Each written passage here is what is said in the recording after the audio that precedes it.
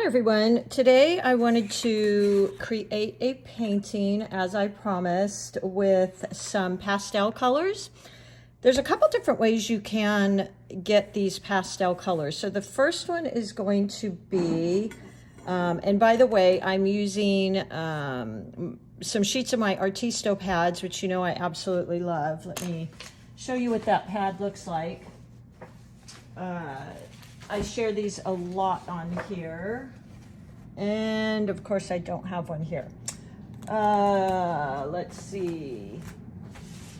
Here we go. Okay, so these are these Artisto pads you see me paint on all the time, and I love them because I can kind of just keep a journal of all of my paintings in it, and it's just a nice little pad. I will link these as always. They're the 140-pound cold press, and I'm going to be using both my 6 long round Princeton and my, excuse that camera shake, my 8 Velvet Touch round, my 2 favorite brushes. You can also use, if you're a beginner and don't want to invest in several Princeton brushes, this Degato set is absolutely wonderful. I've been using it now for 6 months. I think you get several round brushes for maybe $11, $12, where these can be $8 and $9 for one. So this Degato set is really great for beginners who don't want to invest all that money right up front, and you get quite a few, and they've really got some nice snap to them and stiffness, and the points are really great. But today I will be using my favorite Velvet Touch, and we'll link those. And then this 140-pound cold press paper. Okay, I'm also using my MeiLang palette, as you see me use all the time. Of course, my go-to is Winsor Newton, but they're a little pricey. So for my everyday painting, I've been using this MeiLang palette and just absolutely love it. And it just has so many different colors pre-mixed for the beginner. It's really easy.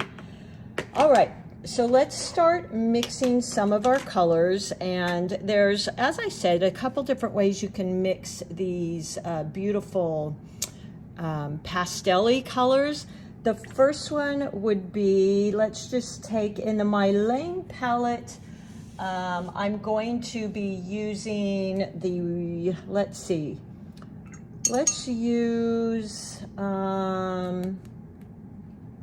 Madder Red. They also have a rose red.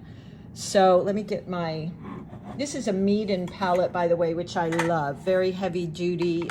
What I really love about it is these huge mixing spaces, and they do ship outside of the US. Their porcelain products are just pretty amazing.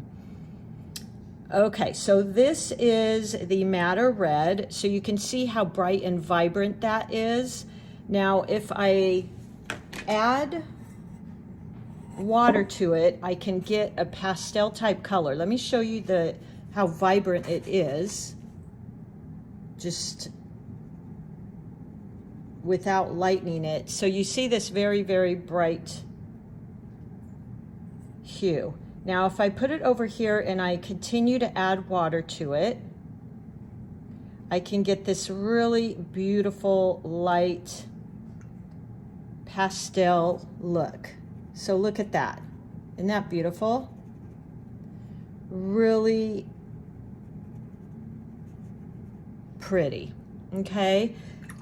The other way we can get that look is if we take that full pigment and let's add white to it. So let me find a spot here on my palette. And this actually, what I'm using is going to be a gouache. I'm sure somebody will probably correct me on that, but, and I'm using the Winsor Newton. So let me pick some of that up. Oh, you know, actually I'm gonna use the MeiLang white here. So this probably isn't, this is just a watercolor. But I want to show you the difference. Now, when I went to college and took watercolor classes, we were told not to use white. And I think in a lot of ways that's a very good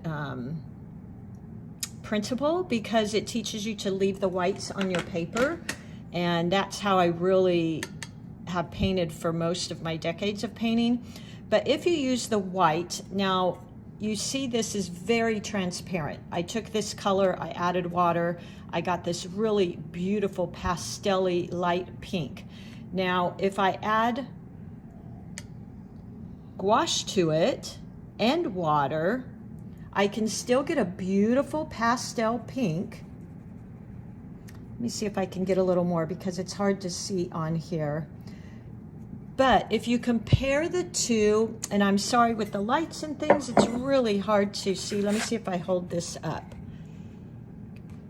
With the gouache, you are going to notice it's quite a bit more opaque, I guess would be the right word.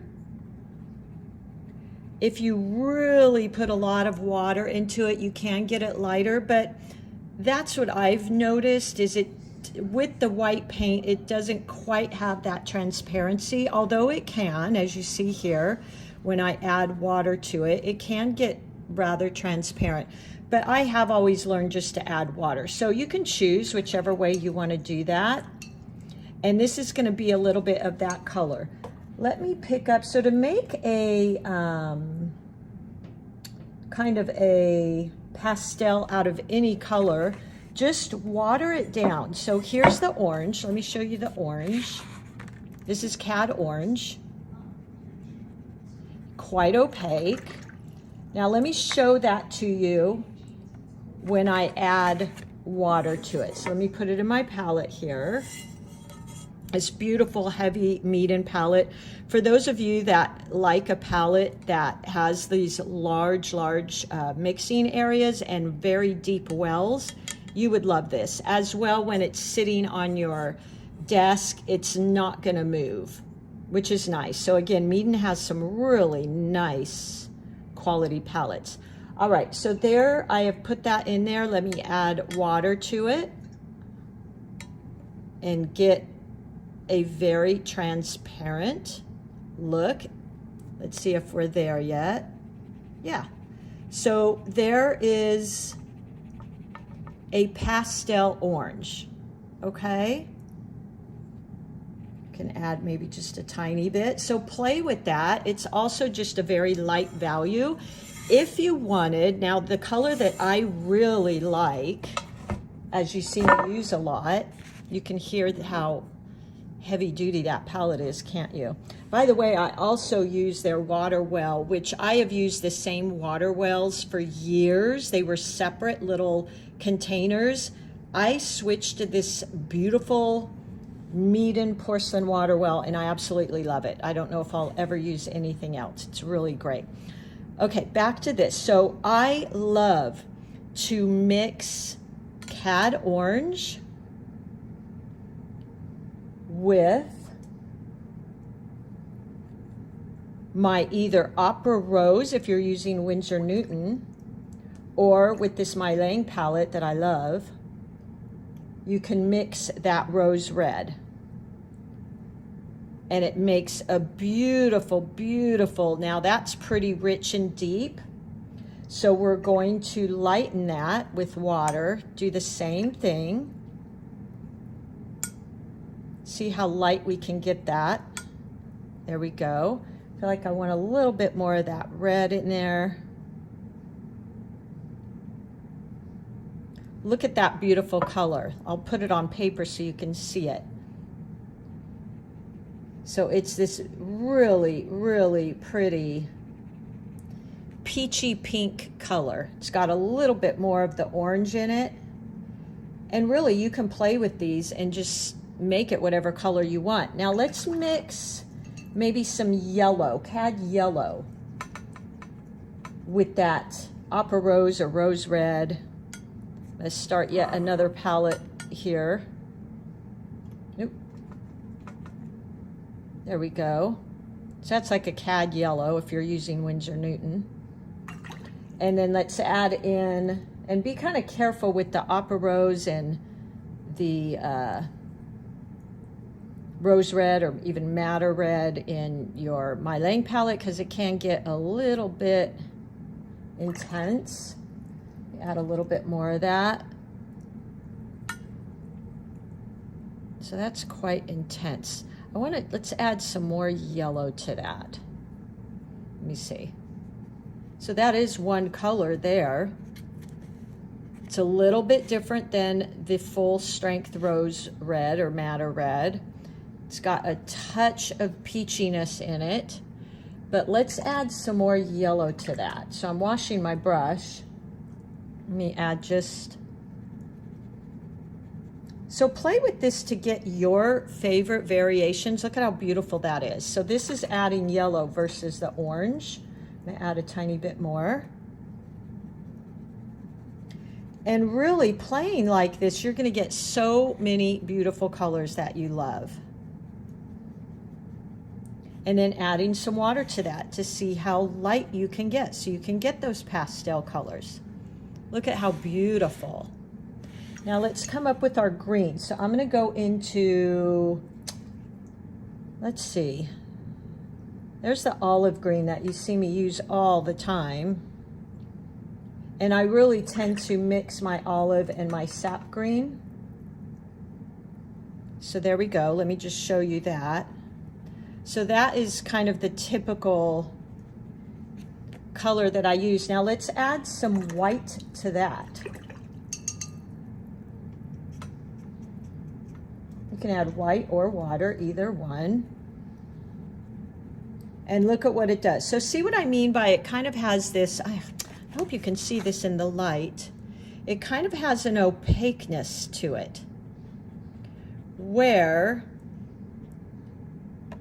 if I take, let me show you, if I take the green and just add water to it, it's just, to me, so much more true to watercolors and the beauty that is watercolors, that it's really what I prefer. I've got a well here already with green, so let's use that. Let me add in some water to that. There we go. Okay, so here again is that green. Now I'm going to add water to it, so you can kind of see now that this is drying. It's got that opaque look, but now watch if I use that same green and I just add more water to dilute it. It's, to me, much more transparent versus this, which can be a little bit chalkier. So I really try to use water as often as I can to get some of those pastel colors. So there you go. Make yourself a kind of a color palette like this and play with adding white and adding water and see what you like best, because, you know, whatever you use, it's really up to you. So I'm going to paint a few flowers using those colors. Let's see here. Let me I have to be so careful with this palette because it is, as you can hear, it's such great quality, so kind of heavy. And have your paper towel ready. Always too, just for me, this little tip is I always have a sheet here to work on. And I do this before I'm going to paint, so I kind of have an idea of the colors I want to use. And I can test on here before I go on to my painting. That's really helpful for me as well. So just some little tips there that I have found have helped me. Hopefully they help you. Let me grab my Artisto pad here. There we go, and playing with those colors. Several of you have asked if I could do my best to get my mixing palette in here. Let me move this. So I'm going to try and do that. If I pan out too much, then you can't see my strokes, but I'm going to try and keep this here. All right, so let's go in and start creating our flowers here, our little pastel flowers. So I'll have one coming out this way, maybe one here, and another one here, like that. So this is kind of that radial composition, which just means you have that center focal point, and which is the main theme, and then you have these pieces coming out around it to kind of frame it, okay?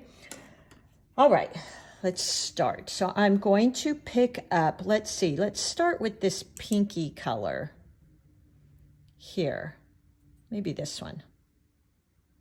And I'm just using the side of my brush. As you see me do this flower all the time, it's that beautiful peony. Love using the side of my brush. You could even use your filbert brush here, just like that.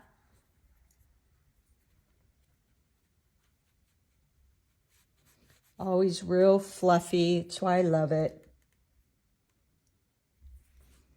And touching in before it dries, maybe with some of that beautiful orange, like this.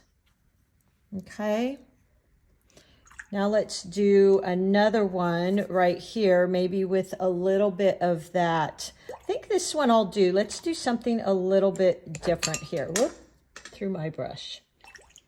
I'm going to wet everything first, and then I'm going to go in with my color. So I've got, now I switched to my 8 round. It's a little bit bigger. And tapping off my brush, so I dip it in the water. Tap, tap, tap.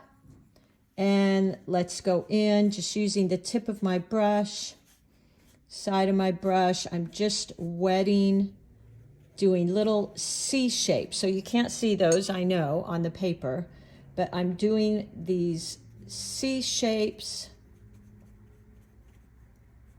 like that.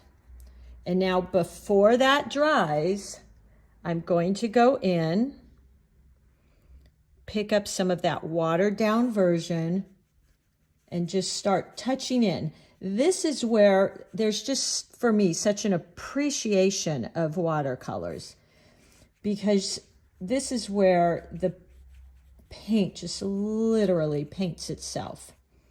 It's going to go wherever the paint is. I'm sorry, wherever the water is. And as you keep working, it is drying. So it's going to continue to react a little bit differently. I'm going to go in with some darker colors here and there, maybe in the middle. I'm just touching in, and really the water is doing all the work for me. Let's play with some of these other colors. I really want to keep this light because I like that pastel look, and know that watercolors do dry lighter. So there we go. I'm just going to leave that like that. Look how beautiful. I just love those colors. And then let's go down here to this one. So I'm working in 3s, rule of odds, and I'm going to pick up this darker color and just dip in my water and water that down. There we go. And let's make this one maybe facing downwards. So look how light. So this was wet and wet. I wet my areas and then I went in. This was wet on dry. This is also going to be wet on dry.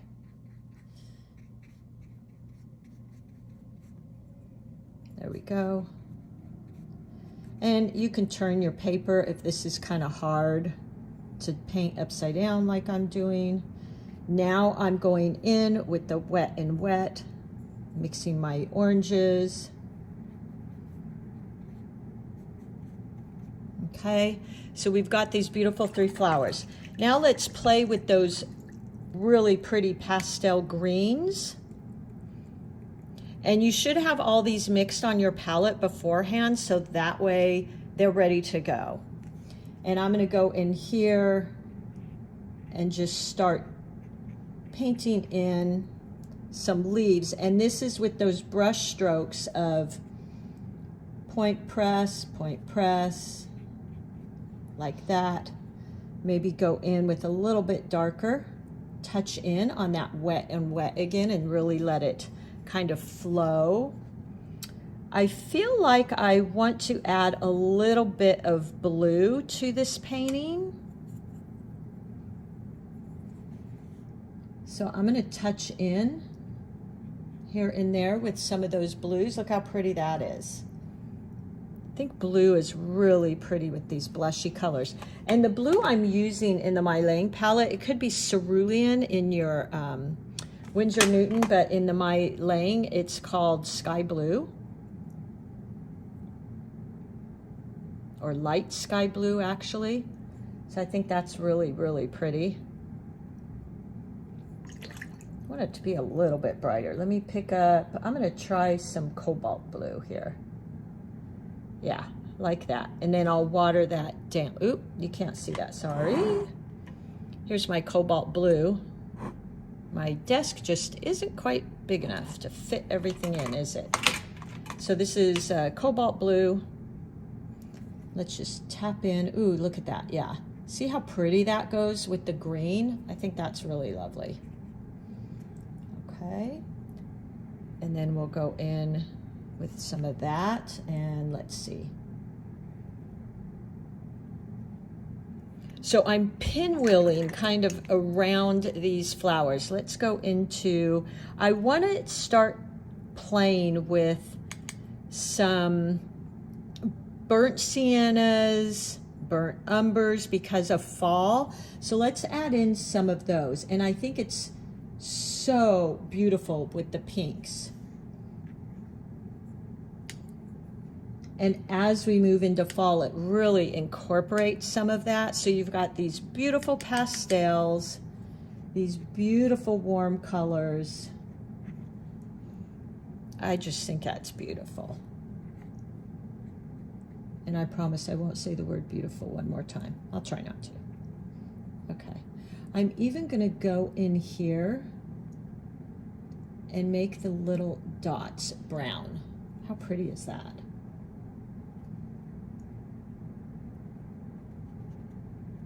There we go. Look how lovely. This is what I love as we kind of transition into fall. I love to start adding in these warmer colors. I think are so pretty. And then let's do maybe a little branch coming out here. So let me get the green. There we go. Let's even add in some of that lighter green. There we go. Get it wet because I want to keep this kind of a lighter palette color. And look at how pretty that, oh, you can't even see that, can you? It's so light. There we go. We're just gonna put these little balls, maybe pick up some of that blue. Ooh, yeah, look at that. That's pretty. I'm really liking that. So I don't want to get too tight in here. So I'm trying to kind of spread out a little. I think that's really pretty. Use some more green.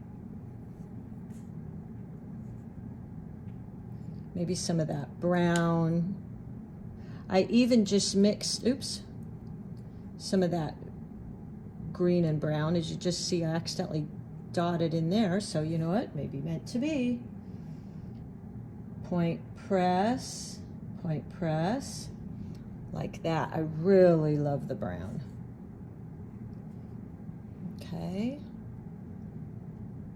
Gosh, what else could we do here? Maybe go in those with some green. So I kept the flowers really this beautiful pastel. Oh, just used the word beautiful, didn't I? But I'm adding in a lot of the brown around it. Okay. I think it gives it such a beautiful contrast. And really, to me, is so fall looking. So this is kind of my go-to composition, I think, really. It truly is. It's just one that I like. I might add in, I don't want to get too dark, so I don't want to go with too many dark values. Let me grab my 6 round here. It's a little bit smaller. And maybe just add in the tiniest bit. I don't want to go too much. Add in that pinky color. And just the tiniest bit here and there. Just for some fun interest, but I really want it to feel that beautiful pastel type color. So I don't want to get too dark. Ooh, that was a lot.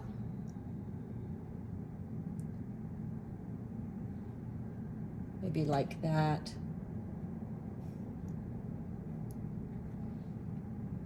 Just a few here and there. And then maybe go in there with that brown, a little stronger strength there. Now, if you're ever not sure how much paint you've got on your brush, you can always just tap it off, and that will get rid of some of that excess. Let's go in. Oh, see, this is still wet, so I'm gonna get that, but look how beautiful the brown is in the center there. This is more of a rose, so I don't want to go into that too much. So I really kind of like this how it is. I've got my 3 composition focal points. This is kind of a radial composition, and they're facing the different directions. This one is leading your eye in because that beautiful brown. Then it's kind of going up, curving around. So there you go. I feel like I've got a little bit of texture in here. And then I've got a lot of that softness. Worked with the rule of thirds here. Got some scale and proportion. So I think we did rather well here. And I'm going to be adding a lot of these maybe golds and greens into my palettes as we move forward, because I feel like those very much have that feel of fall. Don't want to get too dark here, so I got to kind of watch this a bit. Don't want to get any darker than that. I feel like that's dark enough. So there you go. I hope you play with these pastels. They're really, really fun, and play both with just making a pastel. You can do this with any color, by the way. We could take the, let's see, which color is that? 1, 2, 3, 4, 5. 1, 2, 3, 4, 5. This is their ultramarine. Look at how vibrant that is. But watch if I add water to it. So just rinsing my brush. And I can get a little bit of a pastel blue here. Or if I take that blue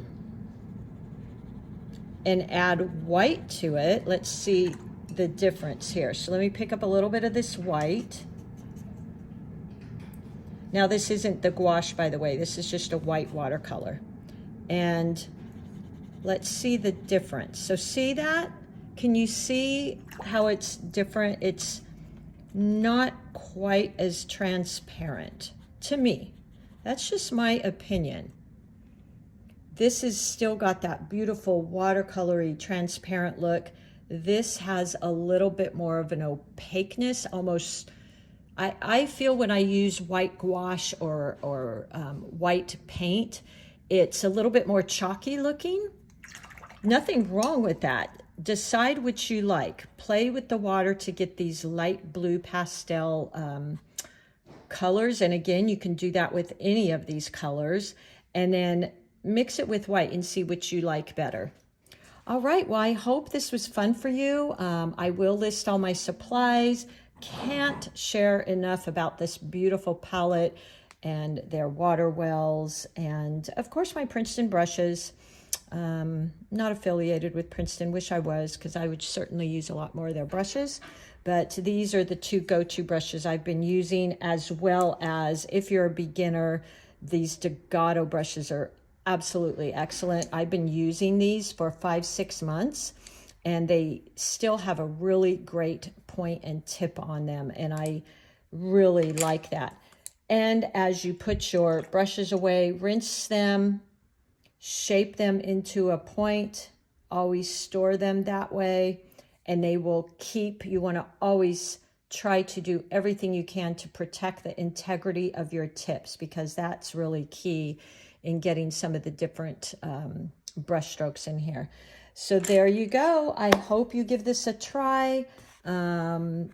And I hope to see you all soon on one of my Zoom classes. We have a lot of fun on those. All right, everybody, we'll see you soon. Bye-bye.